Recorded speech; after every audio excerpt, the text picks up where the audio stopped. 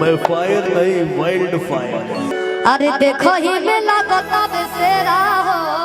सेरा हो। अरे चलो तबे दे हो के टेढ़ा हो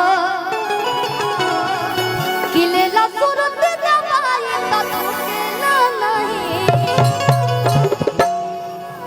कि आई देख के फिल्म पुष्पा देख के फिल्म पुष्पा हतार साला झूठे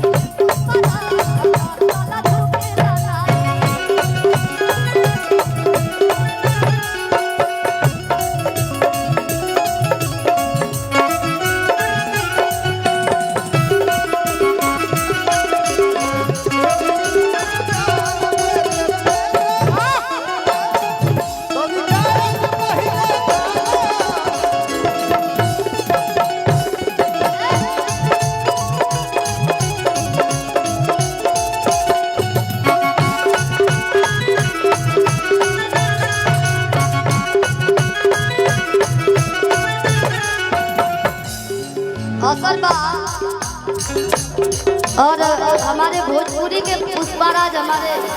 अखिलेश बाबा है, एक बार आ जाइए पुष्पा।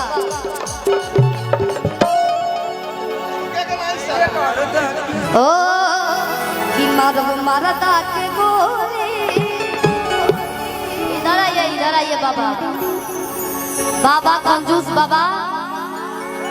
दबंग बाबा भोजपुरी के दबंग बाबा कंजूस कब तब न लुटाए में बताई। बड़े पापा बाबू के बड़े पापा और एक गाना से कहे होली में हमने के बहुत कलाकार बनी जा भोजपुरी में 2-4 करोड़ कहे में बड़ा आसान बा लेकिन बहुत पैसा होला 2-4 करोड़ कम से कम हमने के 50 दिया ले 51 शुभ हो गए कल चाहे बाकी बाबे चाहे नवा छोड़ल छोड़े जाइए हमने के। अरे दाढ़ी को हथवा फेला हो कि हमके छिछोरा नहीं छेड़ेला हो कि दाढ़ी को हथवा फेला हो हमके छिछोरा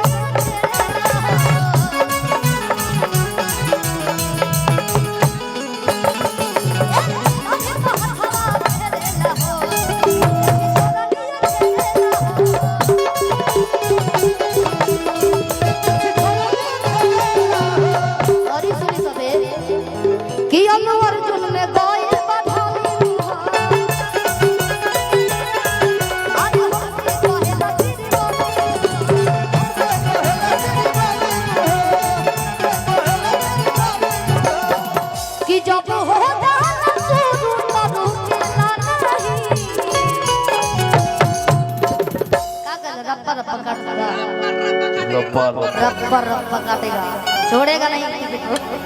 कि जब हो जाना शुरू तब रुकेगा नहीं।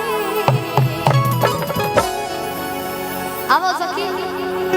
कि आई देख के फिल्म पुष्पा देख के फिल्म पुष्पा हतार साला झूठेगा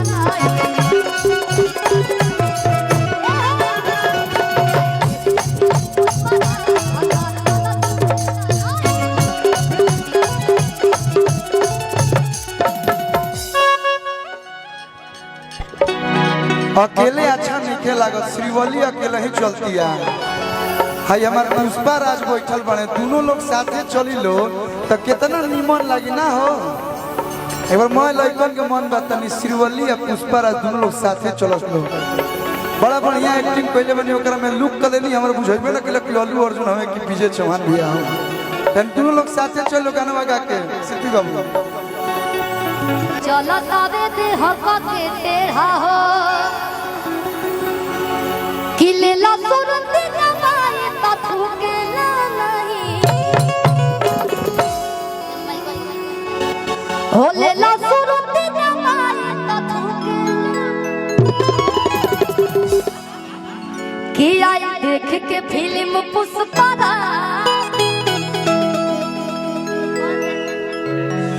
इस माइक को चालू कीजिए भैया हेलो आगे आगे